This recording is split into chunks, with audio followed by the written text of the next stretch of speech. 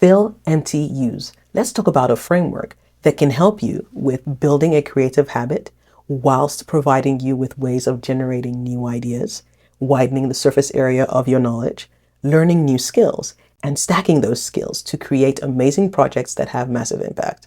Does it sound too good to be true? Well, stick around to the end and then you'll see it in action. And afterwards, you can let me know in the comments if you actually think this could be useful to you or if this could be the tool you never knew you needed. All right, let's get into it. I learned it from Dan Koe, and I think it might be useful for you too. I'm learning and implementing this framework in my life and my daily practice because I want a few things. I want to be able to build my learning ability, so be able to learn quicker and learn better so that I'm able to really embed what I've learned and apply it in many different ways. That's the first thing. The second thing is that I'm looking forward to, as a result of my better learning and my skill stacking, being able to create products and solutions that really benefit people, make an impact, and also make me some money as well. So why not? It's a win-win. I'm hoping I've whet your appetite enough as we get started on this. So you might be wondering, okay, tell me about this fill, empty, use framework and how can I apply it to my life if it's so good? Well, let me explain what it is first. So the framework is basically about how you gain new knowledge. So that's the fill stage. So you gain knowledge from different sources. And then you have an empty stage. Most people are used to skipping straight to the use phase, but actually there's an intermediary phase called empty, where you take all the things that you've learned, whether from different videos or even one video, or maybe different books or different sources, and then you make sense of it. So put it down somewhere that you can go through and answer any questions that seem to pop up that also will show you any gaps in your knowledge. And then once you have that down, the next phase would then be to use. So create something from the knowledge that you've gained. And this is putting to practice the things that you've learned. In doing this, you're not only able to put something out there, but it also embeds your knowledge and makes it more than just head knowledge or book knowledge, but actually something practical that you can implement. All right, let me go into the 3 steps a little more deeply so you can see step by step how you can get this done on your projects and make this a part of your daily life and your daily or weekly creative practice. All right, let's go further and look at our whiteboard. Okay, so we're going to use my trusty iPad as my whiteboard in order to explain it. So as I mentioned, there's the fill, empty, use. Those are the 3 phases. So 1, 2, 3. Okay, let's go first with the fill phase. Okay, what does it entail? It basically entails getting new ideas from different sources. So here, for example, I've put books, podcasts, or things you listen to, audio programs, maybe blog posts or newsletters, or even movies or videos you watch on YouTube. All of these things are sources of information, sources of knowledge that you can then use to learn about a particular topic or particular subject or learn about a particular skill and then build from there. The idea is to fill your mind with new and different experiences. All right, so let's say we've done the fill stage. The next would be to look at the empty stage. So in this stage, you want to take all the knowledge and different things that you've gotten, sometimes from one source, sometimes from different sources, and then journal, talk about it. Talk about what you've learned and how you think it might apply to you. So in doing that, you can journal. So you can write, ask yourself the 5 W questions and the 1 H question. The W questions are when, who, what, where, why, and then the H question is how. So when you've asked yourself these questions to do with the topic that you're learning, it then helps make sure that you are really cementing your knowledge and you actually know what you've learned. And there may be some questions and knowledge gaps that will come up by asking yourself these questions, but that's a good thing. You want to just keep writing and just say what you've done. Now, for some people, writing long sentences and essays is a bit problematic. It's a bit long. They don't really like it. I, for one, don't always write everything word for word, but the way I do start off is either by doing bullet points or mind maps or recording. So recording either video or just audio. This helps me really quickly just get things out of my mind and into another medium. It's still better to have it written just because it's easier to refer back to later. But having it in this way, it then means that you're able to move between different points more easily and really see where there may be gaps in your knowledge. So it's definitely very useful to do some journaling there. Now, once you've journaled, this is actually forms the basis for the next phase, which is using. So in the use phase, you take what you've learned and then you apply it somewhere. You create something out of it. And if you've already written down notes, you can then turn it into content quite easily. You could start off by creating a blog post about it, or writing an article or a newsletter post about it. Or you could do a YouTube video like I'm doing right now, or maybe record a podcast. Maybe you're just an audio person and you don't necessarily want people seeing your beautiful face. I know it's too beautiful for the world. It's okay. You can keep it. Anyway, so you can do that. You can record or put it in any of these formats, or any format that you feel would help you express and create from what you've learned. In doing this, you're also able to teach people. And note that these formats are the formats you probably consumed the knowledge in the first place. Somebody else had actually taken knowledge from different sources, synthesized them, and put them here such that you would be able to access it as well. Isn't it great that you get to do the same? All right. So when you've done that, you then need to think, okay, beyond creating this, think of examples of ways you can apply it to your life, as well as actually implement it and apply it to your life. Here's what I mean. Take, for example, you've learned about swimming. So you've read different articles, you've watched a few videos, you understand what it takes to do a backstroke. But until you go into the water and actually do it, you don't know how to swim.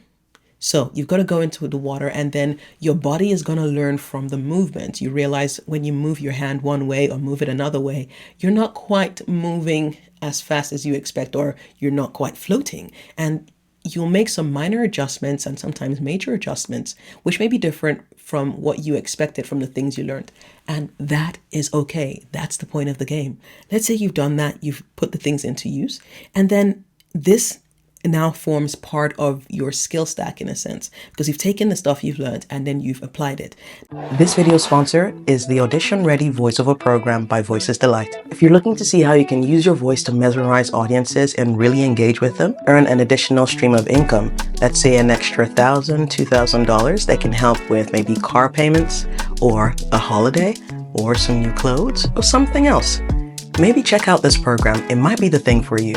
The Audition Ready voiceover program will help you go from beginner to audition ready in the field of voiceovers. That way you can use your voice to really engage with audiences, from e-learning to audiobooks to adverts. The possibilities are limitless. So if this sounds interesting to you and you'd like to learn about becoming a voiceover artist, or just learn more about the opportunity, book a discovery call using the link in the description or the pinned comment and find out if this side income opportunity is the one for you. All right, back to a regular program. Now, just to let you know that this process is not a linear process, meaning you don't just go from fill to empty to use. Sometimes you go in different ways. Let me show you. So sometimes you go from, so this is the first way. You go from fill to empty and then empty to use. But then sometimes you go from use, the things that you've done, to actually back to fill. For example, you may realize that, okay, in trying to do something, let's use the swimming example, in trying to do a backstroke, you find that you keep on sinking before you even get a chance to float and do the backstroke. You would go back and watch some more videos and see, okay, what is it they're doing wrong? Or what is it that you were doing wrong? And is there any way of fixing it? So again, you've come back here. But for example, sometimes you may go back and forth between emptying and using. So let's say you've learned something and you've emptied your mind, you've put it on paper or somewhere digital, you've then put it into use. So you've gone from here to here. It might just be, let me undo that. It might just be that after getting here, you realize, I learned some more things here. I need to put that back into my notes.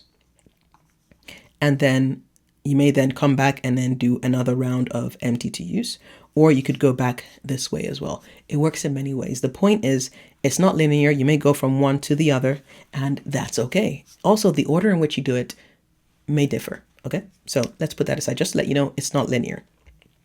Now, the next question is, okay, but how do you actually do this? So let's say you believe in what I'm telling you, right? You're like, okay, you know what, Aura, I believe you. I believe what you're saying. I believe this might be useful for me. Well, how do I go about actually doing this? Let me tell you. Here's what you do. You need to create a habit of it. You need to form a cadence or a way of doing this regularly so you can see the benefits over time. Now, there are a few ways I've listed here, so I'm going to go through it. So the first way is to do it every day and just take 1 hour to do all three. So you might take maybe 15 minutes to watch a new video or read a newspaper article or a blog or something, and just spend 15 minutes, learning about something you're interested in. Then you spend maybe another 15 to 20 minutes, emptying. So taking all the things that you've learned, making sense of them, putting it in a format that is helpful to you, that makes you understand what you're learning and gives you full confidence that what you're learning is making sense.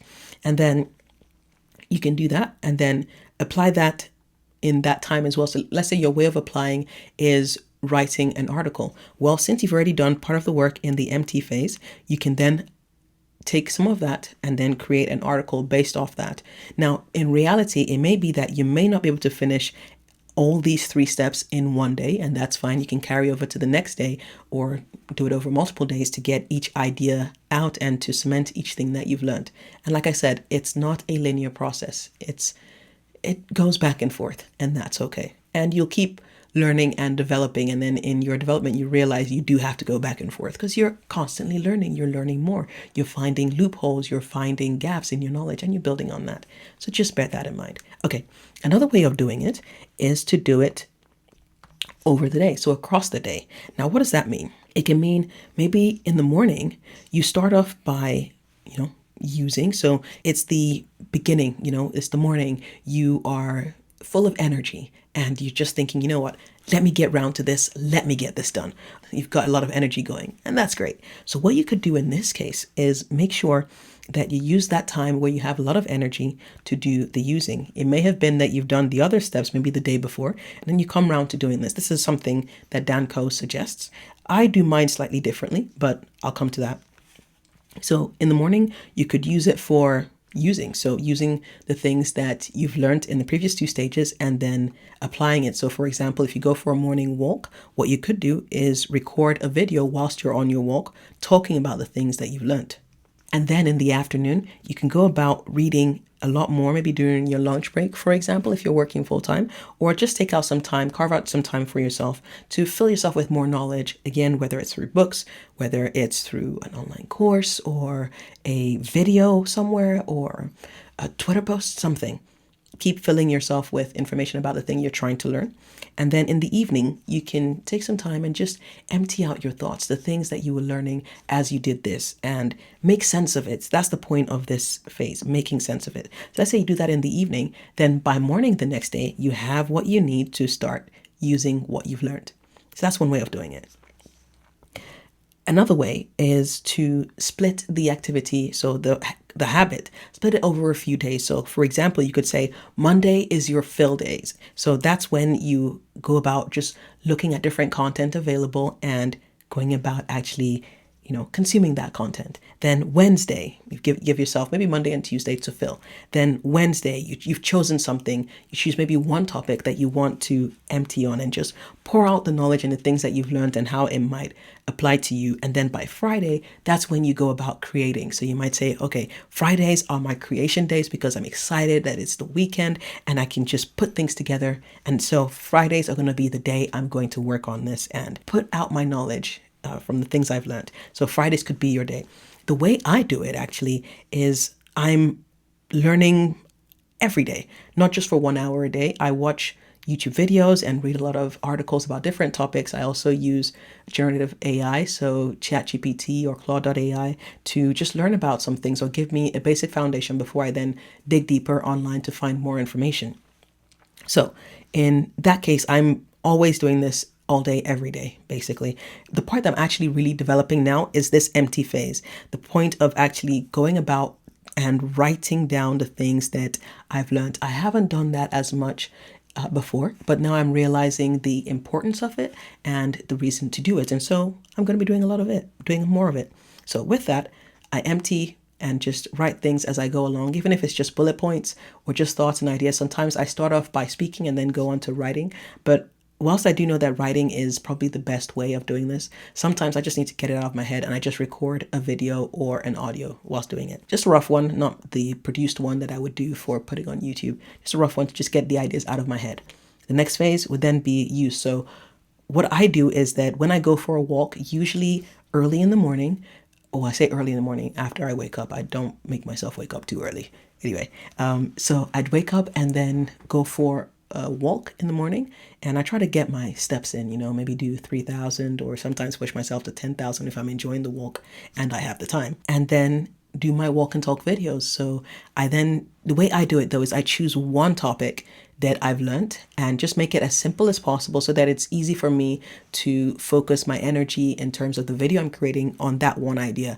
I can keep expanding, adding examples, and taking knowledge from other things that I think are relevant to that idea. But generally, I try to stick to one idea because then it helps me make sure that I'm able to talk fluently. I think that's the best way I'll put it about the topic, as opposed to having to think of maybe different topics and then how to bring them all together in one video. Sometimes I just think, make it as simple as possible. You should check out the video I did earlier. I think I called it Simplicity is Key, something like that, where I just talked about my setup and how just thinking about doing things simply makes a huge difference when it comes to vlogging, if you wanted to see an example of that. Anyway, so having said that, that's how I do it. But then you may be wondering, okay, what's the value? What's the value to you of learning this? What's the value to me? Why go about doing this? So the next thing to talk about is the value, like why bother doing this anyway? I think, and I'm hoping actually, that you're already seeing value in it, but let me spell it out. That way for you, you have no doubt that this can actually be useful. Okay, let me tell you. So there are a few things. First, you learn new skills. Just the process of doing this and the fact that you make a habit of this forces you, or encourages you rather, to go about looking for more knowledge that's relevant to you, knowledge that's relevant to the things you're looking to learn and build skills in, and then helps you constantly keep putting to practice the things you learn so that you can really embed the knowledge. That's the second thing. It helps you embed the knowledge and the skills that you've learned in such a way that you can hold on to them better and you're less likely to forget the things that you've learned. Plus, in the pursuit of knowledge, you're also widening your surface area, or in some cases, deepening your knowledge and skills in a particular area. And that's always very useful. You just become more skilled over time, and more skills equals more valuable, and more valuable means you also create more value. So it's a win overall.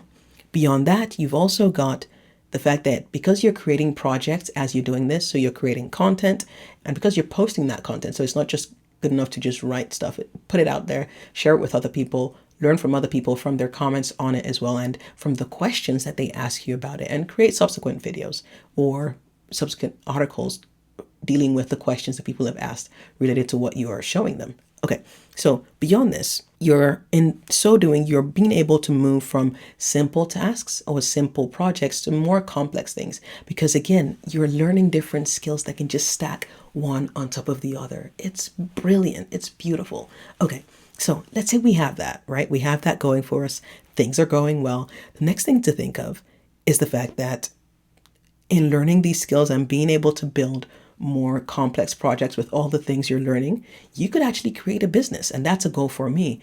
Learning good skills such that you can create a business out of it that supports people, that provides good value or positive impact to the society where you're providing this business to, or this service or product to, such that they value it and you're able to make a lot of money from doing it as well. There's also the fact that you'll be exploring the bounds of your knowledge, which means that the things that you thought you were only able to do or you couldn't do, you find that the more that you do this and the more that you exercise this creativity muscle, the more you learn new skills and the better you get, and the more your self-conception of what is possible actually increases. Isn't that great? I think it is. And then you can also innovate. So innovate and provide different solutions to things by marrying ideas from different domains. So that could be, for example, you notice something maybe in the medical field, but you are more interested in, I don't know, let's say human medical field, but you realize that it actually applies to animals as well, or you learn something about people behavior and you're able to apply it somewhere at work. These are things that you can take ideas from seemingly disparate places and then bring them together. There's so much value in doing this and following this framework. It's so simple. It's simply fill, empty, use. Literally, fill, empty, use. But when you think about it, It's pretty amazing. And the fact though is that you have to make sure that you keep practicing. Okay, so keep doing it, make a habit of it. It's not so much the idea of, okay, I've ticked the box today, I've done some of these things, but it's just to create a habit of it such that it sticks better for you, and then you're able to just cement the things that you learn and just build yourself and your capacity as a human being. It's brilliant. It's just absolutely brilliant. Let's end this video with some examples of ways I've used this framework for myself to make sure that I'm able to keep learning, keep building, that sort of thing. Okay, first of all, let's talk about this very video you're watching. Believe it or not, it's the fourth attempt I've made at creating this video. And through the process, I've learned a lot. So let me explain what happened. The first time I did this, I did it on a walk and talk video, and I thought it was brilliant. I thought I created the best content ever. And then I got home and decided to, clean up the audio, and then realized that it was a very windy day, which meant that the audio just had a lot of wind noise, and there was no protection for the camera microphone from the wind and such. The audio was not usable. It was so painful. I mean, it's okay-ish, but not great. And I didn't feel like it would be putting my best foot forward to put that forward. So I didn't do that. But I thought, okay, you know what? Take it as a learning opportunity and use it as a way to build my skill in terms of creating illustrated videos. So that's what I did. I thought, okay, I would create an illustrated video. And so I got everything set up. I was able to get the tech working right. So in particular, I made sure that I used a good microphone to record. Right now, I'm actually recording with two microphones.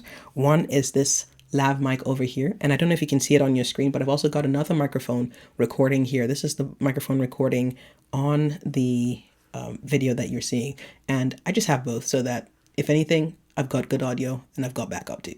So there's that. So I learned from the process, right? So I went from use back to the empty phase, because then I had to then write down, I need to make sure that the microphone is set up very well. I also had to figure out how to do a top-down video setup. Like you're seeing now, what enables you to see the screen is a top-down video setup. And the way I did it was, I don't have a tripod or a stand that would let me extend horizontally. So what I had to do was do a sort of makeshift way. I'll take a picture and show you in the video somewhere so you can see what it looks like. But yeah, I had to just add a few things. So I used a combination of a phone holder, a clamp, a magic arm, and then a USB webcam. But it worked out all right. And this setup is something that now that I know it, I can then use it in another thing that I'm learning. So I can take that knowledge now and then put that into my fill or empty phases for another project that I'm going to create. But yes, I know how to do that now. So I'm really super stoked about that. So I had to learn about that. So I did that second video and it was good in terms of audio and technical stuff. But where it fell short was I didn't feel like I explained the concept very well. I felt like there were a few gaps in my knowledge even as I was explaining it, and too many pauses. And I just thought, you know what, this was a good attempt, but not quite great yet. I still need to do a bit more. And many times I don't spend that much time on a video and recording many times, but I just felt, no, I felt I could do a lot better. So I decided to. So scrap the second one. The third version was great. I was going. The video was 30 minutes long. I know there was going to be some cut downs, but it was really good. And then the video stopped recording because my computer ran out of space. It's like, oh no. Now I could have stopped there and it could have been fine if the file wasn't corrupted. So I was recording both screens. So recording this camera, which is the illustrated video camera, as well as the talking head video camera as well, onto the laptop straight. And that meant that it filled up the laptop really quickly, unfortunately. So for me, that meant that I had a video that I just couldn't use, which was such a pain. So I cleared up my data, data and files of past videos that I no longer needed, and then went ahead to then start recording. But instead, what I'm doing now is that I'm recording the illustrated video using the computer, but then recording this talking head video using the camera memory card. That way, there are fewer issues of things breaking down, that sort of thing. And then I'm controlling it with the iPad as well. You can't see it because I'm on a different screen, but I am using the iPad to control the camera, which then saves me time so I don't have to keep going back and forth to start and stop it, that sort of thing. So it's quite helpful. So again, I learned from the process. I then took what I learned and then put it back into my fourth attempt. And this is my fourth attempt at the video now. So I'm hoping everything goes well and I don't get any surprises. But yeah, these were things that I learned from doing this, and just reiterating, going from phase to phase. So going from fill to empty to use, and going from use to empty. I find of all the stages of going back and forth, I do find I go quite a lot back and forth between emptying and use. So writing down notes of what I've learned and then reusing it. And then the things that I've learned in my process of using actually forms part of my fill, you could say, actually. And then I then empty again. So it's a non-linear process. Just always bear that in mind. Okay. So yeah, and then I recorded it. Now, what skills was I practicing in doing this? I was practicing everything. So everything from presenting on camera and being comfortable doing that, to being able to edit and record and even do these illustrated videos. You know, this top-down camera shot is something I've been looking to try and sort out for a while, and I finally got it. So really happy with that, and I'm putting it into practice. And the way I'm putting it into practice is not just talking about the top-down setup for the camera, but actually going ahead and doing the setup and doing a video using that setup and doing this illustrated video format. I'm really happy I got to practice all of this. Yes, it came at a bit of a pain in that I had to record this video a fourth time, but it was very helpful. All right, let's go to example 2. So the second example is my walk and talk videos. Now, let me explain what I did here. So with this, I did everything. So the fill, the empty, and then the use. Let me explain how I did it. So like I said, and I did explain this when I talked about my process for using the fill, empty, use framework. But basically, all through the week, I'm just constantly filling my mind with things that I'm learning about different topics, about YouTube content creation, about vlogging, about editing, about, ideas that I'm quite interested in, professional or self-development and just productivity. So watching videos about that and seeing how I can apply that to my life and my practice. And also I watch videos on things to do with voiceover because I'm a voiceover artist and I like to keep improving as well. So, okay, so I fill myself with a lot of knowledge like this. Then, and mostly YouTube videos, if I'm honest. Sometimes it could be audiobooks, but mostly YouTube videos, I would say. All right, then I get to empty. So for me, that comes in a variety of ways. I sometimes journal. I sometimes just record a video or audio. And then I then go about using, and my using is my walk and talk videos. So I decided I wanted to be more consistent in creating content.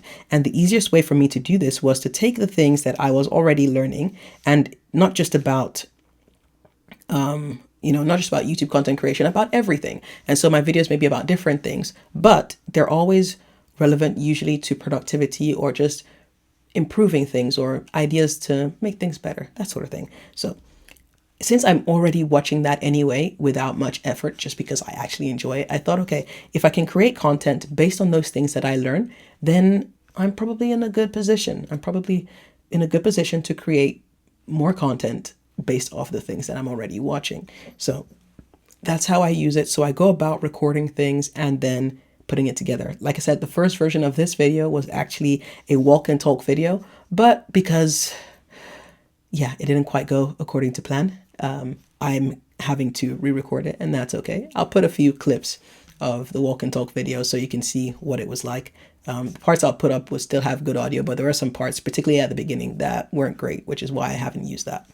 But yeah, and that's how I did it. If you stuck with me so far in this video, you are the real MVP, like most valuable person. Thank you. Thank you. I appreciate you. You know what? Leave me a thumbs up emoji in the comments, please. That way I know you got this far and I can appreciate you. Thank you, thank you, thank you very much. You have got a heart from me for doing this. And I hope it was actually impactful to you. Let me know if it did. And let me know, like I said, my question at the beginning was, is this a tool that maybe you've been missing and you didn't realize you absolutely needed? Or is it just meh?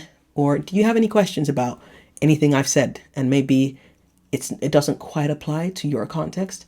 Let me know in the comments. Let's get into a conversation. And maybe I can even create a video based on your question. I'd love to do so. And if you'd like me to, let me know in the comments and I'd be happy to. Oh, and I'm actually doing a few comment shout outs, by the way. So I realized within YouTube that you can actually record a video response to comments. If you'd like that, I'll tell you what you should do.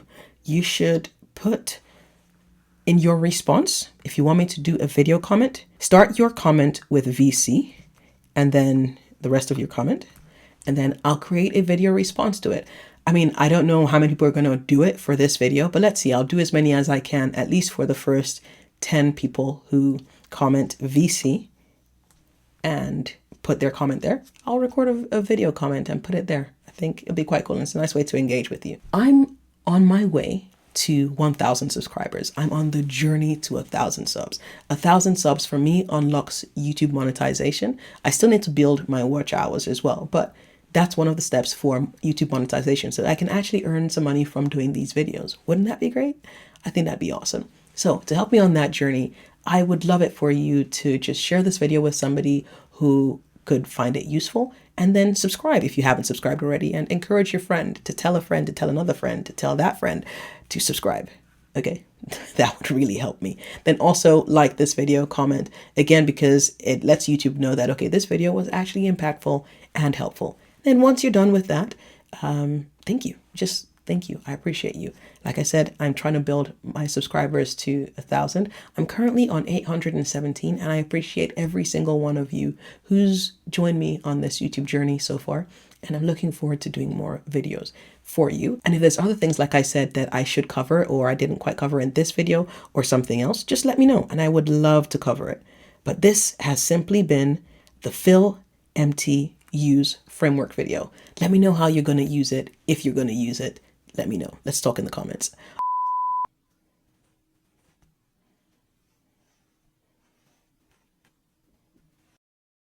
I realize you might have some questions about how this overhead camera rig is working. I'll show you what it is.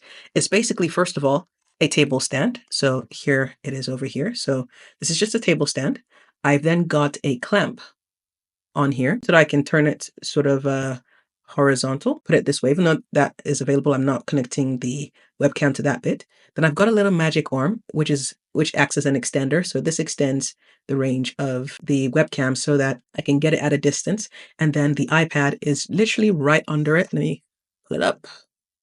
Okay, so the iPad is just there. So we've got the camera looking directly at the iPad like that. And that's the setup. It's not the usual setup, and I do want to get a proper overhead rig, but this is not bad for just getting something good going. All right, I'll catch you in the next one. In the meantime, check out that video. I think it's going to be really useful to you, and yeah, I think you'll enjoy it. All right, see you in the next one.